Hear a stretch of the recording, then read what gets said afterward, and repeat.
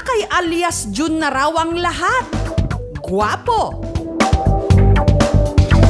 masipag, at matalino. Pero sa kabila nito, Hindi pa po ako nagkakajowa. si Jun kasi may pinakatatago-tago. Takot po talaga ako kapag malaman po ng iba. Kasi siyempre, baka aasarin na naman ako ng mga tao. Kaya naisip ko na lang po, na itago ko na lang. Dahil kahit 23 anyos na siya ngayon, si Jun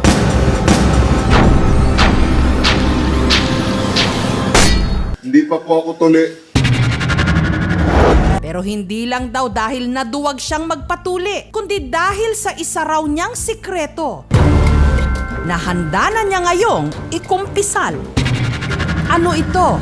Pagka-graduate noong elementary, niyaya raw si Jun ng kanyang mga kababata na magpatuli pero hindi siya sumabay. Meron pong mga time na tinatanong po ako ng mga klase ko dati kung tuloy na ba daw ako. Ang ginawa ko na lang po noon ay hindi ko na lang po pinapansin yung tanong nila. Kasi po, supot pa po talaga ako. Dahil may kondisyon daw ang kanyang ari. Hindi po ako tinatanggap magpatuloy noon kasi makunat na daw po yung balat ng ari ko. Hindi na daw po kaya ng gunting. Ang sabi po sa akin ng mga doktor, umanap po daw ako ng jackhammer para yun daw ang gagamitin sa akin na pagtuli. Sa ganitong sitwasyon, maaaring mas maging mahirap ang pagtutuli. Sobrang tigas na daw po kasi yung balat ng ari ko. Inaalala daw nila, baka daw kasi mga putol yung mga gunting. Tsaka din po, wala po akong pambili ng jackhammer kasi medyo may kamahalan po kasi yun. Tapos kung magkapira man po ako, baka po ibili ko na lang po muna ng Epic Skin Negosyo. Kasi po, malapit na din po ako makaalis ng Grandmaster. Kasi po, ayaw ko po talagang magpatuli. Masakit daw po kasi, sabi ng mga bata. Pero alam nyo bang may ibang mga lahi na hindi talaga nagpapatuli? Ay, una, kaya nagpapatuloy ang mga bata para hindi sila lokohin ng kalaro nilang mga support. Pangalawa, kapag hindi ka tuli, ibig sabihin nun, may support ka pa. Pangatlo, kapag tuli ka, papagyayabang ka sa mga kalaro mo at ikaw tatawag sa kanilang support. Marami ring paniniwala ang nakadikit sa circumcision. Pero ano ba sa mga ito? Ang fact o fake? Una, nakakatangkad ba talaga ang pagpapatuli? Yung kasi yung mga sinasabi ng mga tambay na kapag tuli ka, tatangkad ka daw.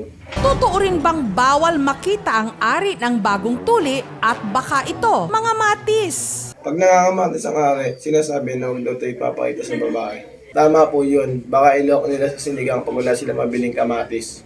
Medyo mahal din kasi ang kamatis. Pero totoo nga rin bang kapag hindi nagpatuli, kukunat ang balat sa ari?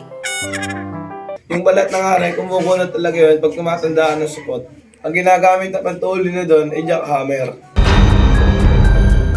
Siguro po, kung ibabalik ko lang ang mga panahon, sana nagpatuloy na lang po ako nung grade 3 ako. Ipinakonsulta namin si Jun sa isang espesyalista. Sa edad niyang 23 anyos, lakas loob na kaya si Jun na magpapatuli. Mahirap talaga pag medyo matanda na, mahirap tulian.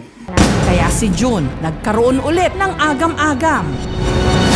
Yung balat ng ari niya, papunit na talaga, hindi na kaya ng gunting. Kahit nga palawal pupurol.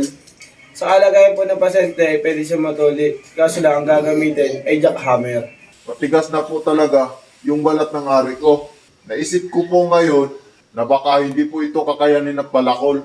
Naisip ko kung jackhammer naman po ang gagamitin.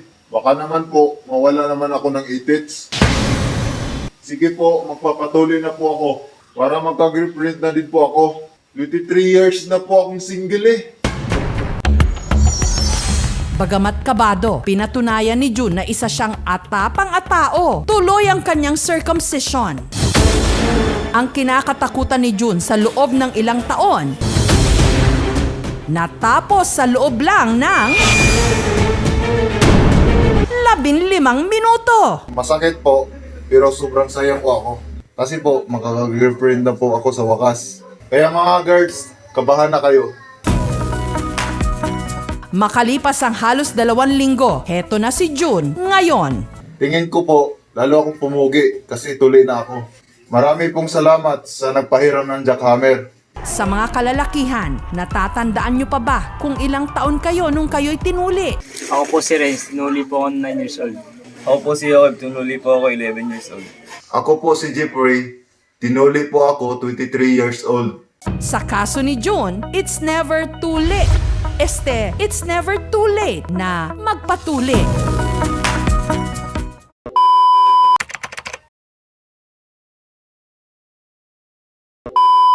Yo, shout out po sa lahat ng nagsha-shout out sa aking YouTube channel.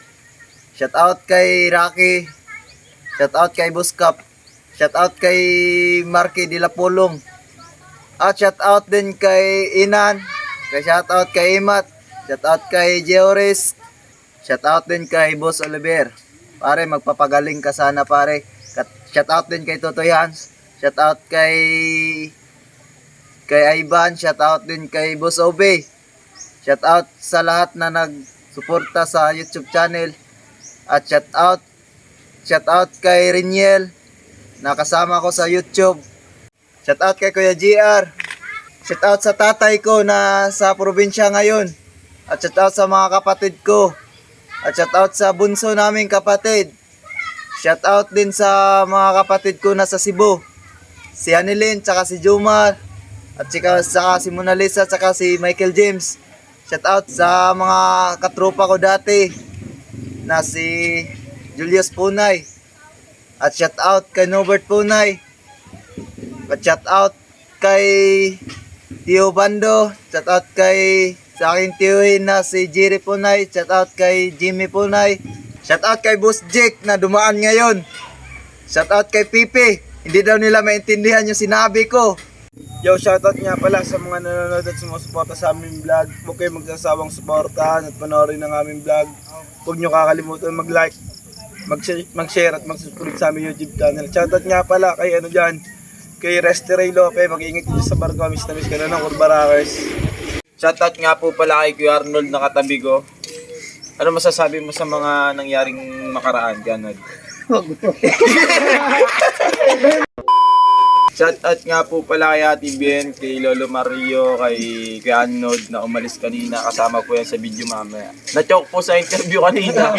Shoutout nga po pala sa mga viewers namin dyan, sa mga sumusuporta sa vlog namin. Sana matuwa kayo, mag-enjoy. Yun lamang, maraming salamat po.